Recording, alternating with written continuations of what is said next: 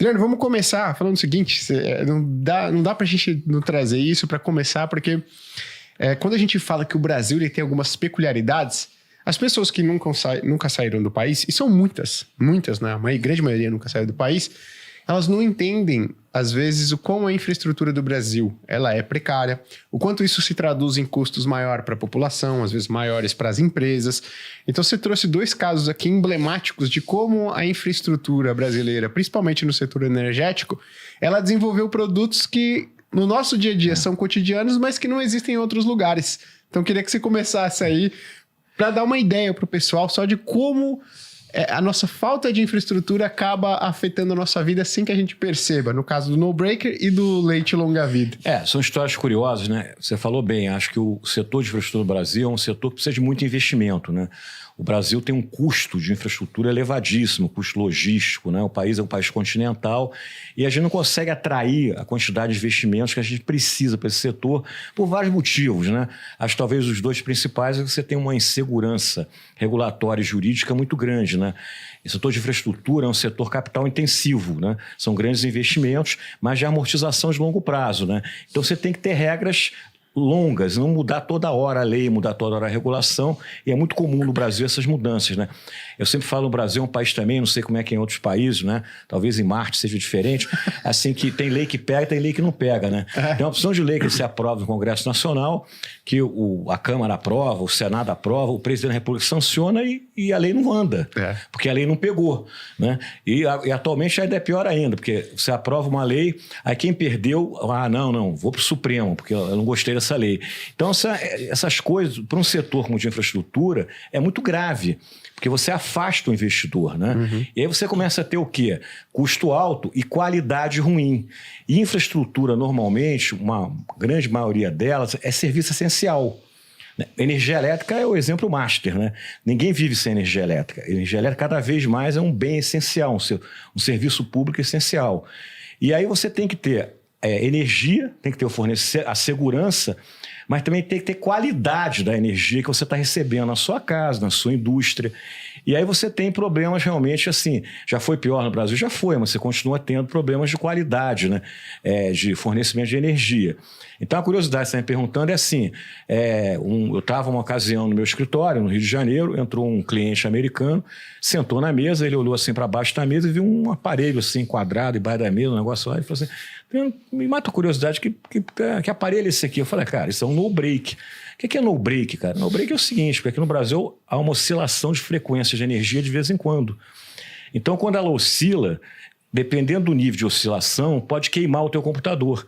E esse aparelhinho é para quê? Para proteger isso, né? Para não deixar que você tenha o seu computador estragado, queimado, né? Eu falei, cara, isso aí... O cara ficou assim, cara, eu nunca vi isso nos Estados Unidos. ele achou que ia ser um aparelho de última geração, né? Então, assim, e a outra curiosidade é do leite, né? Você sabe que quando você vai em países que têm qualidade de fornecimento de energia, particularmente na Europa, Estados Unidos, quem já foi, você vai ao supermercado, você compra leite na geladeira. Até porque você passa em frente à geladeira dos supermercados da Europa e dos Estados Unidos, é frio pra caramba, funciona muito. No Brasil, você tem o quê? O longa-vida. Não é só no Brasil, qualquer país que tem esse problema de oscilação de frequência, o leite longa-vida foi inventado para isso. Por quê? Quando você vai no mercado, você repara que o leite longa-vida não está na geladeira. Tem lá uma pilha de leite, você vai, compra o leite, leva para casa, quando se corta lá a caixinha, e você bota na geladeira. Mas se você, por exemplo, comprar 5 caixinhas, você pode guardar na despensa da sua casa. Você não precisa guardar na geladeira. Lógico que tem ali um prazo de validade, coisa e tal. Mas isso foi inventado também por causa disso. O que acontece? Como você oscila, e se oscilar, por exemplo, de noite, mercado fechado, pode estragar o leite, né? E você comprar o leite, chegar em casa, o leite tá ruim, né? Uhum. Tem assim as coisas. Eu brinco com os amigos meus que no Rio de Janeiro, no verão, eu não como japonês, né? Eu não como nada cru, aliás, né? Porque vai que tem oscilação, né? E você não sabe de noite, nem o dono do estabelecimento comercial pode não saber, né? Então, verão, como é muito quente no Rio de Janeiro, a gente só pode comer coisa crua, cozida ou assada, né? Que aí você não tem o risco, né? Cozida, assada ou frita, né? Nada cru, né? Legal. Que aí você está tomando um risco. Mas são curiosidades, né, que você tem e que, já, como disse aqui, já foi pior, mas continua existindo, né? Você repara ó, que às vezes de noite você está em casa, você liga o ar-condicionado e de repente dá aquele pico assim no ar-condicionado, né? Vai e volta. Então muita gente, assim, dependendo do pico, volta a dizer, tem gente que tem a geladeira queimada, tem o ar-condicionado queimado, inclusive a ANEEL, a agência reguladora, tem uma normativa para você pedir restituição a um aparelho que foi queimado em função de uma queda de energia. Existe essa legislação, entendeu? Então é por isso que a gente não deveria existir, né? Porque o problema todo acontece. Energia elétrica, você tem que ter segurança, mas também tem que ter qualidade, né? Na indústria é pior ainda. Quer dizer, tem indústrias que, se você tem uma oscilação, você dá um prejuízo sem tamanho, dependendo da utilização que a energia elétrica é feita na elaboração lá do produto que está sendo fabricado. Legal. É interessante você falou, pô, no Brasil tem lei que pega e tem lei que não pega. E na semana passada eu estava na aula do mestrado e um professor ele falou justamente isso. Ele falou, cara, o Brasil ele é muito bom em fazer lei. Ele é muito bom. Só que em cumprir, ele é péssimo. Então, às vezes, você tem várias leis que funcionariam muito bem, só que, cara, ninguém cumpre. Porque também tem esse negócio. O Brasil é assim, cada governo acha que tem a fórmula do sucesso, né? Então, assim, entra um governo, tudo que o outro fez está errado. Aí reconstrói tudo. Muda o Congresso também quer reconstruir tudo. Então, estou dizendo, nessa área de infraestrutura, isso é muito grave, cara. Assim, talvez em outras áreas da economia não tenha a gravidade da área de infraestrutura, mas na infraestrutura é fundamental você ter leis mais perenes, né? A própria regulação. A regulação você pode alterar elas, agentes reguladoras, com mais frequência. Mas também não é bom alterar todo dia, entendeu? Porque você realmente, o cara que está investindo, agora mesmo, você teve uma troca a gente está vendo no Brasil uma polarização ainda muito grande lá, Lula, Bolsonaro. Então, na troca agora do Bolsonaro pelo Lula, você teve determinadas legislações, por exemplo, na área de energia. O CAD, por exemplo, tinha mandado a Petrobras vender 50% da capacidade de refino, porque o CAD tinha chegado à conclusão que você tinha que ter uma concorrência maior no refino brasileiro para poder defender o interesse do consumidor, né? A gente sabe que a maior defesa do consumidor é a concorrência. Né? E tinha também outro acordo assinado na área de gás. Né? E quando chegou agora o governo Lula, você desfez tudo.